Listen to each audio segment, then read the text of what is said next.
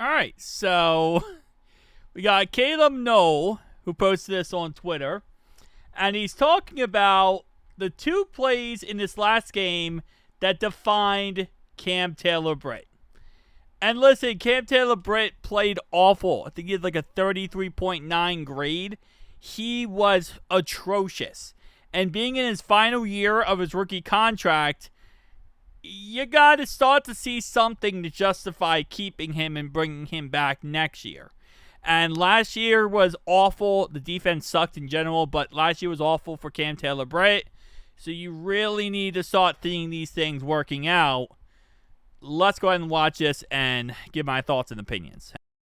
Taylor-Britt is lined up here. He's going to be matched up with this receiver. Now, his first priority is to make sure he doesn't give up free land in this area because that's where he would end up on a real island. But this receiver instead is going to cut inside and try to go across the back of the end zone on Cam. Let it play out. Now, Cam. All right, so hold up. So he was supposed to make sure that it's not like a fade route, pretty much, where you run straight and then you cut out as a fade. Instead, this guy goes inside, which, I mean, you see right there, that's all real estate. So, in a way, this is a touchdown to Cam Taylor-Britt, but, I mean, what do you expect him to do? There really isn't any guy outside of him who's going to be able to really shut that play down.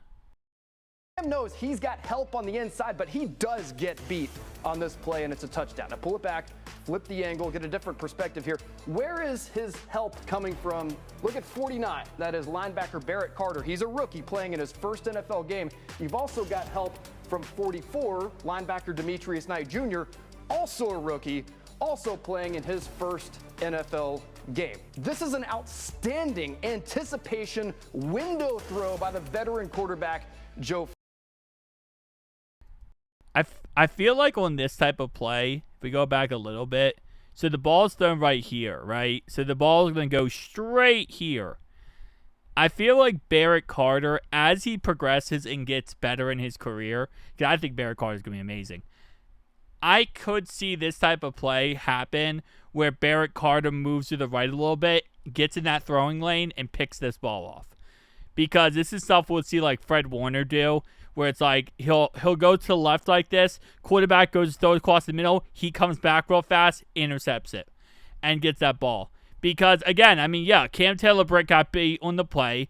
If these are his two safety helps, Demetrius Knight Jr., obviously he's nowhere near the ball. Barrett Carter is the closest to the throwing lane. But, yeah, no, I mean, it's pretty much GG. Throw by the veteran quarterback, Joe Flacco. He puts it in a tight window. And again, you're talking about two rookie linebackers playing in the first NFL game and a veteran quarterback who's thrown almost 7,000 passes in the NFL. But the result of that is a window just wide enough and a touchdown. Now, if you're the Bengals, you are hoping your fourth-year corner in a contract year can make up for that and ultimately can. But see, and I'm not, listen, I do like Cam Taylor-Britt, but like on that type of play, what's the solution, right? What's the solution on that type of play? His job was to cover the outside in case it was a fade and cover the inside. Based on what I saw there, it seemed more or less like if, again, as Caleb says here, make sure, yeah, Caleb, in reality, it comes down to the linebackers, right? Barrett Carter and Demetrius Knight. If they were his safety help, if they're his help across the middle like that, then it seems like those guys should have been the guys to cover that middle more than, it all being on Cam Taylor-Britt. Now, obviously, at the end of the day, Cam Taylor-Britt got beat on the play and the guy got a touchdown. But if the linebacker's job is to drop back and, again, cover that middle, then wouldn't that be on the linebackers?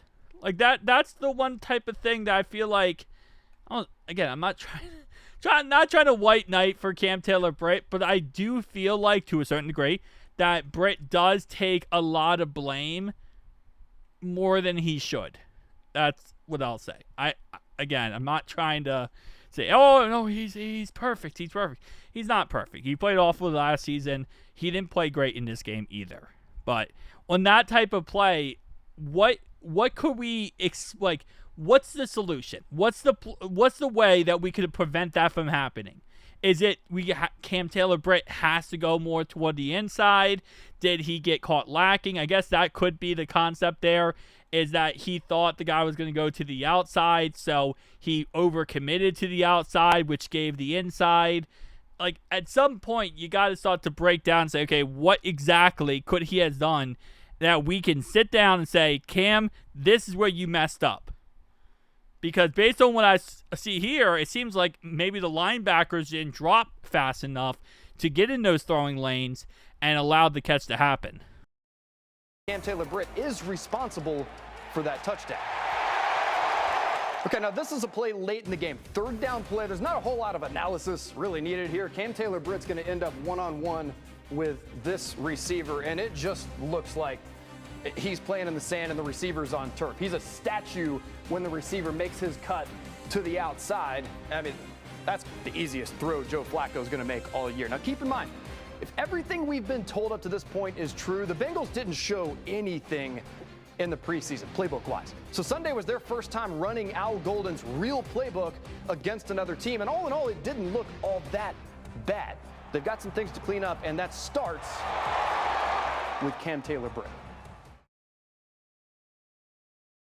Now, that second play he shows here, I agree with this. This is where Cam Taylor-Britt always finds himself in hot water, is situations like this. He's one-on-one on the outside. He's one-on-one in coverage, and he gets toasted, roasted. You know, he gets beat on the play. This is where he always finds himself in, you know, the media, in the news, because the guy is, for some reason, I don't know why, but starting last year, he struggles greatly in these situations. When it's one-on-one for an out route, a post route, whatever, if it's a huge yardage, sometimes what he'll do is he'll overcommit to a play and try to pick it off. So, like, he'll try to do too much, pretty much, get cute, and then end up giving up a big play. Other times, he'll just simply get beat. And so this has been, again, like I said before, another issue that has been pretty much every single time we watch him play the last 2 years. So, again, like I said, the second one, it's like, I don't know. The second one comes down to, again, we didn't see this the first 2 years. So what changed in this year and last year that made him to a point now where it's like he just looks like, as, you know, Caleb said here, he literally looks like a statue. He looks like he's playing in sand and the receiver's playing on turf. That's a best comparison I could think of, because does how he looks. But at the same time, you know, the whole point of this is you want to take this, you want to learn from this, and you want to improve in this. And how do you improve in this?